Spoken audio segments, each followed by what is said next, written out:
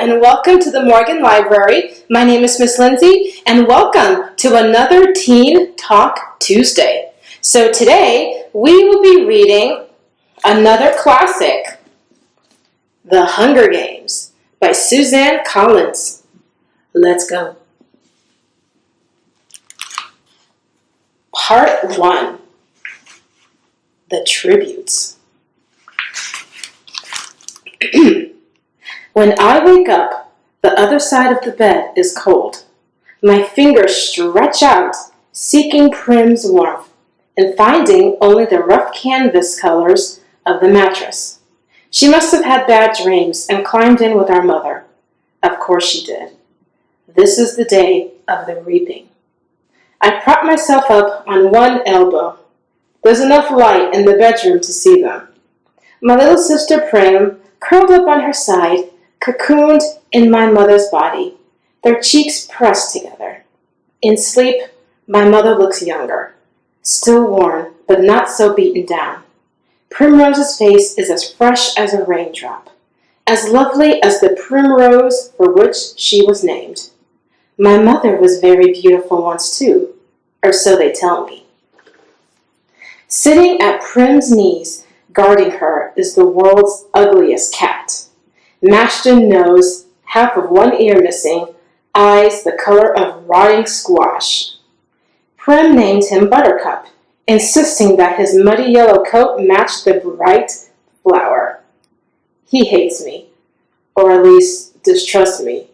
Even though it was years ago, I think he still remembers how I tried to drown him in a bucket when Prim brought him home. Scrawny kitten, belly swollen with worms, crawling with fleas. The last thing I needed was another mouth to feed. But Prim begged so hard, cried even. I had to let him stay. It turned out okay. My mother got rid of the vermin, and he's a born mouser. Even catches the occasional rat. Sometimes, when I clean a kill, I feed Buttercup the entrails. He has stopped hissing at me. Entrails. No hissing. This is the closest we will ever come to love. I swing my legs off the bed and slide into a hunting boots. Supple leather that had molded to my feet. I pull on trousers, a shirt, tuck my long dark braid up into a cap, and grab my forage bag. On the table, under a wooden bowl to protect it from hungry rats and cats alike, sits a perfect little goat cheese wrapped in basil leaves, Prim's gift to me on reaping day. I pull the cheese carefully in my pocket as I slip outside. Our part of District 12, nicknamed the Seam, is usually crawling with coal miners heading out to the morning shift at this hour. Men and women with hunched shoulders, swollen knuckles, many who have long since stopped trying to scrub the coal dust out of their broken nails, the lines of their sunken faces. But today, the black cinder streets are empty. Shutters of the squat, gray houses are closed. The reaping isn't until 2. May as well sleep in, if you can. Our house is almost at the edge of the seam.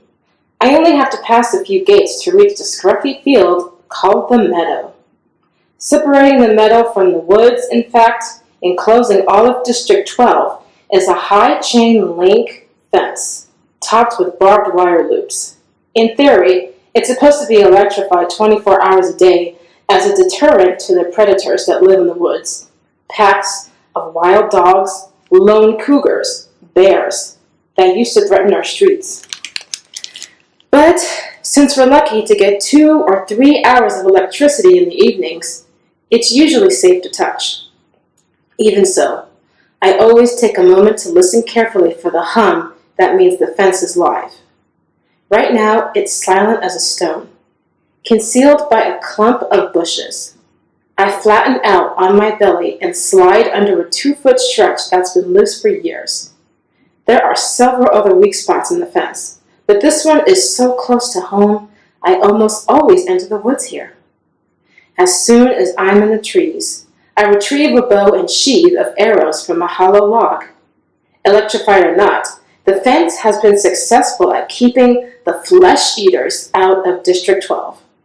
Inside the woods, they roam freely, and there are added concerns like venomous snakes, rabid animals, and no real paths to follow. But there's also food if you know how to find it. My father knew, and he taught me some before he was blown to bits in a mine explosion. There was nothing even to bury. I was 11 then. 5 years later, I still wake up screaming for him to run. Even though trespassing in the woods is illegal and poaching carries the severest of penalties, more people would risk it if they had weapons. But most are not bold enough to venture out with just a knife.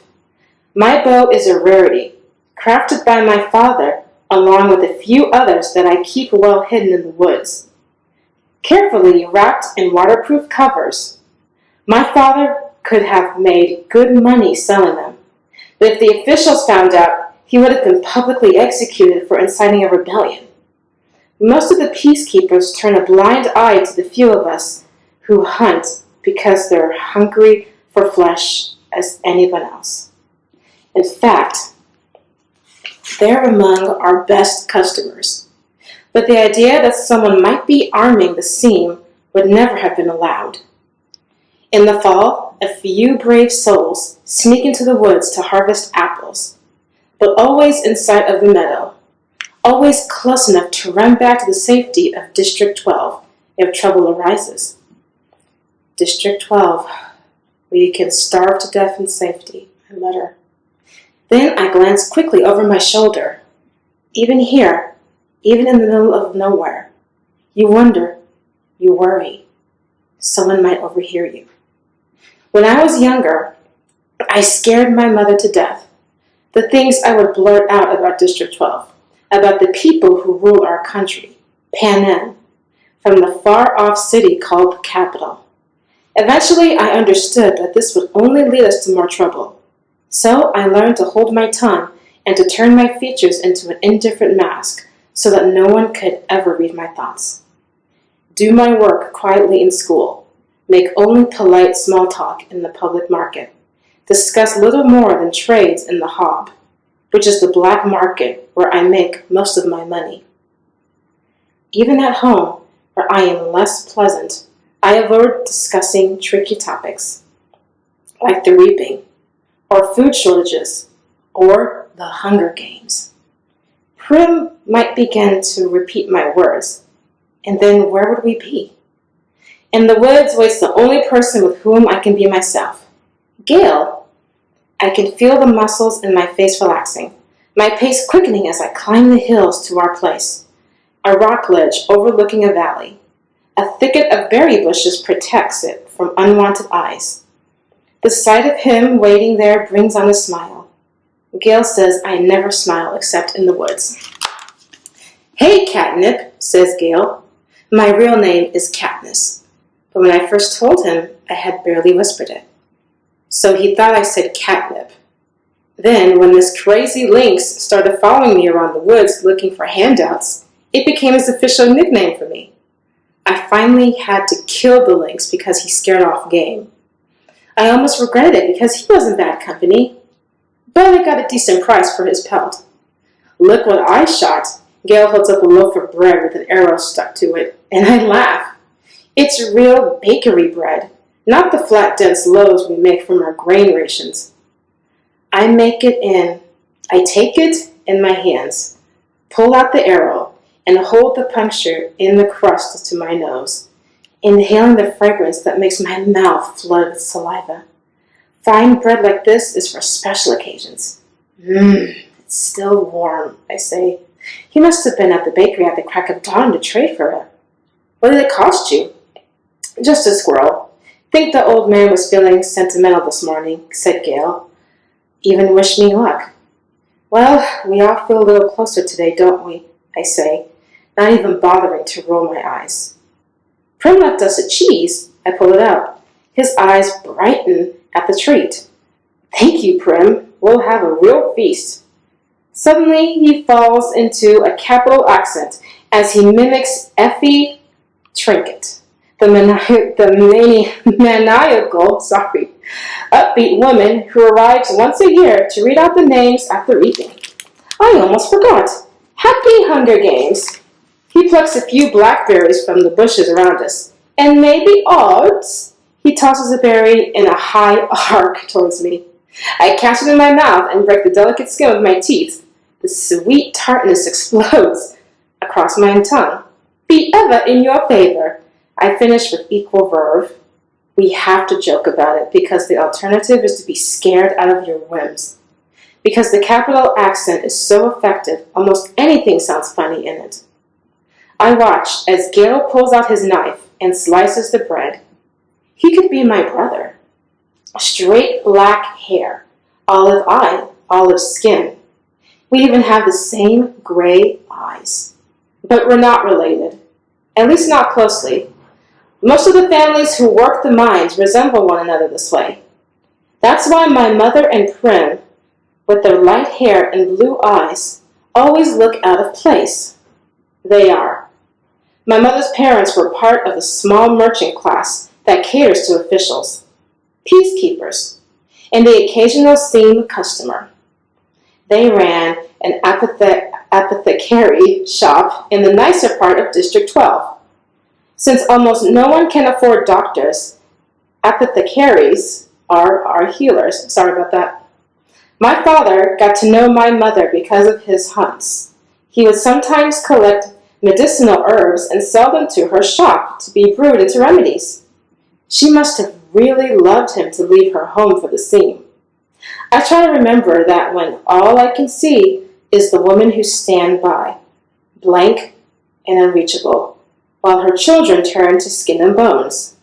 I try to forgive her for my father's sake, but to be honest, I'm not the forgiving kind. Gail spreads the bread slices with the soft goat cheese, carefully placing a basil leaf on each while I strip the bushes of their berries. We settle back in a nook in the rocks. From this place, we are invisible, but have a clear view of the valley, which is teeming with summer life, greens to gather, roots to dig, fish iridescent in the sunlight. The day is glorious, with a blue sky and soft breeze. The foods glow wonderful, with the cheese seeping into the warm bread and the berries bursting in our mouths. Everything would be perfect if this really was a holiday, if all the day off meant was roaming the mountains with Gale, hunting for tonight's supper. But instead, we have to be standing in the square at 2 o'clock, waiting for the names to be called out. We could do it, Gale says quietly. What? I ask. Leave the district. Run off. Live in the woods. You and I. We could make it, says Gale. I don't know how to respond. The idea is so preposterous. If we didn't have so many kids, he adds quickly. They're not our kids, of course, but they might as well be. Gale's 2 little brothers and a sister, Prim. And you may as well throw in our mothers, too, because who would they live without us? Who would fill those mouths that are always asking for more? With both of us hunting daily, there are still nights when game has to be swapped for lard, or shoelaces, or wool. Still nights when we go to bed with our stomachs growling. I never want to have kids, I say. I might, if I didn't live here, says Gale. But you do, I say, irritated. Forget it, he snaps back. The conversation feels all wrong. Leave? How could I leave Prim, who is the only person in the world I'm certain I love? And Gale is devoted to his family. We can't leave, so why bother talking about it? And even if we did, where did this stuff about having kids come from? There's never been anything romantic between Gale and me. When I met, I was a skinny 12-year-old, and although he was only 2 years older, he already looked like a man. It took a long time for us to even become friends, to stop haggling over every trade and begin helping each other out. Besides, if he wants kids, Gil won't have any trouble finding a wife. He's good-looking. He's strong enough to handle the work in the mines, and he can hunt. You can tell by the way the girls whisper about him when he walks by in school that they want him. It makes me jealous, but not for the reason people would think. Good hunting partners are hard to find. What do you want to do? I ask. We can hunt, fish, or gather. Let's fish at the lake. We can leave our poles and gather in the woods. Get something nice for tonight, he says. Tonight. After the reaping, everyone is supposed to celebrate, and a lot of people do, out of relief that their children have been spared for another year. But at least 2 families will pull their shutters, lock their doors, and try to figure out how they will survive the painful weeks to come. We make out well. The predators ignore us on a day when easier, tastier prey abounds. By late morning, we have a dozen fish, a bag of greens, and best of all, a gallon of strawberries. I found the patch a few years ago, but Gail had the idea to string mesh nets around it to keep out the animals. On the way home, we swing by the Hob, the black market that operates in an abandoned warehouse that once held coal. When they came up with a more efficient system that transported the coal directly from the mines to the trains, the Hob gradually took over the space. Most businesses are closed by this time on reaping day, but the black market's still fairly busy. We each trade 6 of the fish for good bread, the other 2 for salt. Greasy Sai, the bony old woman who sells bowls of hot soup from a large kettle, takes half the greens off our hands in exchange for a couple of chunks of paraffin. We might do a tad better elsewhere, but we make an effort to keep on good terms with Greasy Sai. She's the only one who can consistently be counted on to buy wild dog. We don't hunt them on purpose, but if you're attacked and you take out a dog or 2, well, meat is meat. Once it's in the soup, I'll call it beef, Greasy Sai says with a wink. No one in the scene would turn up their nose at a good leg of wild dog, but the peacekeepers who come to the Hob can afford to be a little choosier. When we finish our business at the market, we go to the back door of the mayor's house to sell half the strawberries, knowing he has a particular fondness for them and can afford our price. The mayor's daughter, Madge, opens the door. She's in my year at school. Being the mayor's daughter, you'd expect her to be a snob, but she's all right. She just keeps to herself, like me. Since neither of us really has a group of friends, we seem to end up together a lot at school, eating lunch, sitting next to each other at assemblies, partnering for school activities. We rarely talk, which suits us both just fine. Today, her drab school outfit had been replaced by an expensive white dress, and her blonde hair is done up with a pink ribbon. Reaping clothes. Pretty dress, says Gail. Matt shoots him a look, trying to see if it's a genuine compliment or if he's just being ironic. It is a pretty dress, but she would never be wearing it ordinarily. She presses her lips together, then smiles. Well, if I end up going to the Capitol, I want to look nice, don't I? Now, it's Gail's turn to be confused. Does she mean it? Or is she messing with him? I'm guessing a second. You won't be going to the Capitol, Gail says coolly. His eyes land on a small circular pin that adorns her dress. Real gold, beautifully crafted. It could keep a family in bread for months. What can you have? 5 entries? I had 6 when I was just 12 years old. That's not her fault, I say. No, it's no one's fault. Just the way it is, says Gail. Madge's face has become closed off. She puts the money for the berries in my hand. Good luck, Katniss. You too, I say, and the door closes. We walk toward the scene in silence. I don't like that Gail took a dig at Madge, but he's right, of course. The reaping system is unfair, with the poor getting the worst of it. You become eligible for the reaping the day you turn 12. That year, your name is entered once. At 13, twice. And so on, until you reach the age of 18, the final year of eligibility, when your name goes into the pool 7 times. That's true for every citizen in all 12 districts in the entire country of Panem. But here's the catch. Say you are poor and starving as we were. You can opt to add your name more times in exchange for tesserae. Each tessera is worth a meager year of supply of grain and oil for one person. You may do this for each of your family members as well. So at the age of 12, I had my name entered 4 times. Once because I had to, and 3 times for tesserae for grain and oil for myself, Prim, and my mother. In fact, every year I have needed to do this, and the entries are cumulative. So now, at the age of 16, my name will be in the reaping 20 times. Gail, who is 18, has been either helping or single-handedly feeding a family for 7 years. Will have his name in 42 times.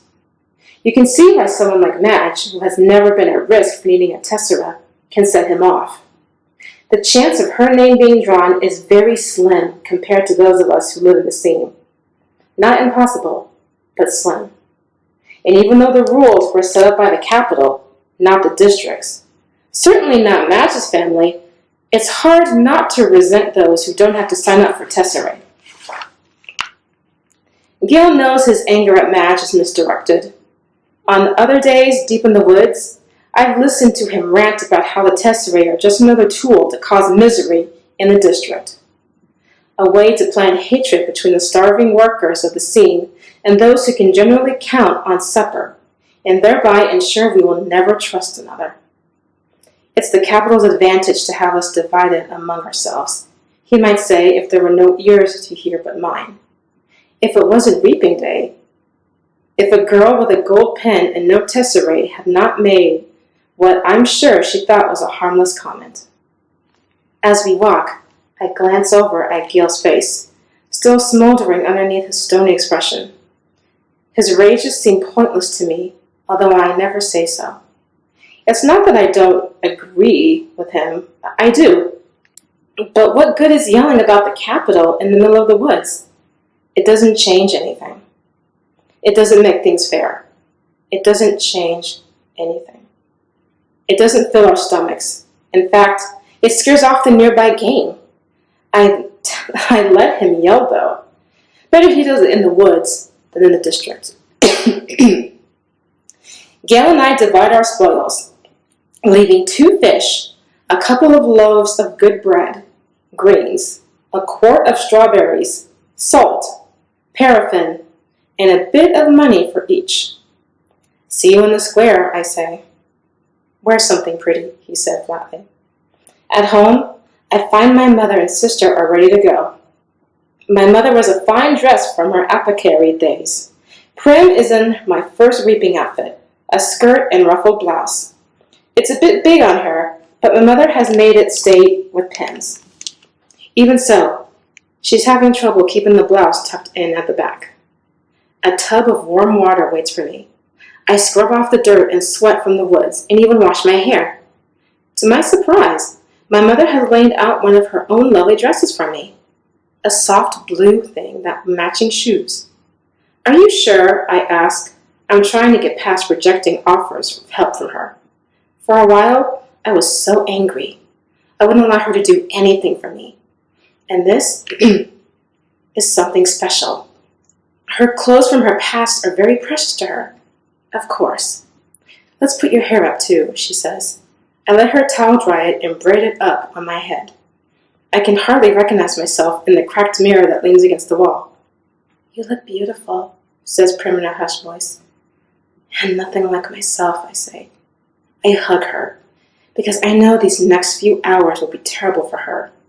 Her first reaping. She's about as safe as you can get, since she's only entered once. I wouldn't let her take out any tesserae, but she's worried about me, that the unthinkable might happen. I protect Prim in every way I can, but I'm powerless against the reaping. The anguish I always feel when she's in pain wells up in my chest and threatens to register on my face. I notice her blouse was pulled out of her skirt in the back again, and I force myself to stay calm. Tuck your tail in, little duck. I say, smoothing the blouse back in place. Prim giggles and gives me a small quack. Quack yourself, I say with a light laugh, the kind only Prim can draw out of me. Come on, let's eat, I say, and plant a quick kiss on top of her head. The fish and greens were already cooking in a stew, but that will be for supper. We decide to save the strawberries and bakery bread for this evening's meal, to make it special, we say. Instead, we drink milk from Prim's goat, Lady, and eat the rough bread made from the tesserae grass, although no one had much of an appetite anyway. At 1 o'clock, we head for the square. Attendance is mandatory unless you are on death's door. This evening, officials will come around and check to see if this is the case. If not, you will be imprisoned. It's too bad, really, that they hold the reaping in the square, one of the few places in District 12 that can be pleasant. The square is surrounded by shops, and on public market days, especially if there's good weather, it has a holiday feel to it. But today, despite the bright banners hanging on the buildings, there's an air of grimness. The camera crews, perched like buzzers on rooftops, only add to the effect. People file silently and sign in. The reaping is a good opportunity for the Capitol to keep tabs on the population as well. 12 through 18-year-olds are herded into roped areas marked off by ages, the oldest in the front, the young ones, like Prim, toward the back. Family members line up around the perimeter, holding tightly to one another's hands. But there are others, too, who have no one they love at stake, or who no longer care, who slip among the crowd, taking bets on the 2 children whose names will be drawn. Odds are given on their ages, whether they're seam or merchant, if they will break down and weep. Most refuse dealing with the racketeers, but carefully. These same people tend to be informers, and who hasn't broken the law? I could be shot on a daily basis for hunting, but the appetites of those in charge protect me. Not everyone can claim the same. Anyway, Gail and I agree that if we have to choose between dying of hunger and a bullet to the head, the bullets would be much quicker. The square gets tighter, more claustrophobic as people arrive. The square is quite large, but not enough to hold District 12's population of about 8,000. Latecomers are directed to the adjacent streets where they can watch the events on screens if it's televised live by the state. I find myself standing in a clump of 16s from the scene. We all exchange terse nods, then focus our attention on a temporary stage that is set up before the Justice Building. It holds 3 chairs, a podium, and 2 large glass balls, one for the boys and one for the girls. I stare at the paper slips in the girls' ball. 20 of them have Katniss Everdeen written on them in careful handwriting. 2 of the 3 chairs filled with Madge's father, Mayor Undersea, who's a tall, balding man, and Effie Trinket, District 12's escort, fresh from the Capitol, with her scary white grin, pinkish hair, and spring green suit. They murmur to each other, and then look with concern at the empty chair. Just as the town clock strikes 2, the mayor steps up to the podium and begins to read. It's the same story every year. He tells of the history of Pan Am, the country that rose up out of the ashes of a place that was once called North America.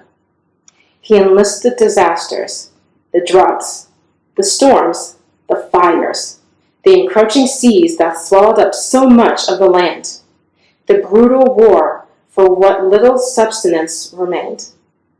The result was Pan Am, a shining capital ringed by 13 districts, which brought peace and prosperity to its citizens. Then came the dark days, the uprising of the districts against the capital. 12 were defeated, the 13th obliterated. The Treaty of Treason gave us the new laws to guarantee peace, and, as our yearly reminder that the dark days must never be repeated, it gave us the Hunger Games. The rules of the Hunger Games are simple. In punishment for the uprising, each of the 12 districts must provide one girl and one boy called tributes to participate. The 24 tributes will be imprisoned in a vast outdoor arena that could hold anything from a burning desert to a forest wasteland. Over a period of several weeks, the competitors must fight to the death. The last tribute standing wins. Taking the kids from our districts, forcing them to kill each other while we watch. This is the Capitol's way of reminding us how totally we are at their mercy. How little chance we would stand of surviving another rebellion. Whew. Whatever words they use, the real message is clear. Look how we take your children and sacrifice them, and there's nothing you can do. If you lift a finger, we will destroy every last one of you, just as we did in District 13. To make it humiliating as well as torturous, the Capitol requires us to treat the Hunger Games as a festivity, a sporting event pitting every district against the others. The last tribute alive receives a life of ease back home, and their district will be showered with prizes, largely consisting of food. All year, the Capitol will show the winning district gifts of grain and oil, and even delicacies like sugar, while the rest of us battle starvation. It is both a time of repentance and a time of thanks, intones the mayor. Then he reads the list of past District 12 victors. In 74 years, we have had exactly 2. Only one is still alive. Sorry about this name. Hamish Abernathy, that's it.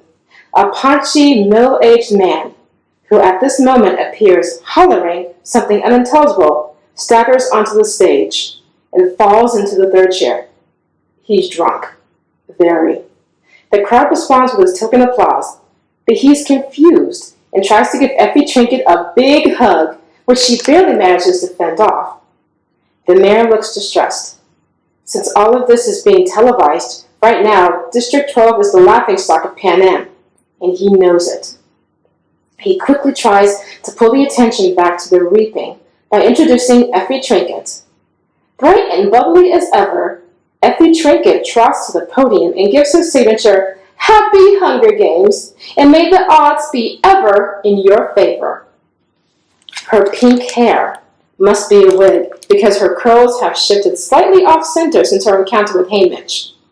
She goes on a bit about what an honor it is to be there, although everyone knows she's just aching to get bumped up to a better district where they have proper victors, not drunks who molest you in front of the entire nation. Through a crowd, I spot Gail looking back at me with a ghost of a smile. As reapings go, this one at least has a slight entertainment factor, but suddenly I'm thinking of Gail and his 42 names in that big glass ball, and how the odds are not in his favor. Not compared to a lot of the boys. Maybe he's thinking the same thing about me, because his face darkens as he turns away. But there are still thousands of slips, I wish I could whisper to him. It's time for the drawing. Effie Trinket says, as she always does, "Ladies first," and crosses to the glass ball with the girl's name. She reaches in, digs her hand deep into the ball, and pulls out a slip of paper. The crowd draws in a collective breath. Then you can hear a pin drop. And I'm feeling nauseous, and so desperately hoping that it's not me, that it's not me, that it's not me. Effie Trinket crosses back to the podium, smooths the slip of paper, and reads out the name in a clear voice. And it's not me. It's Primrose Everdeen. And that was Chapter 1 of the Hunger Games. Wow. If you want to read more, this book is available for checkout here at the Morgan Library. Thank you very much for joining me today, and I will see you at the next Teen Talk Tuesday. Bye, and may the odds be ever in your favor.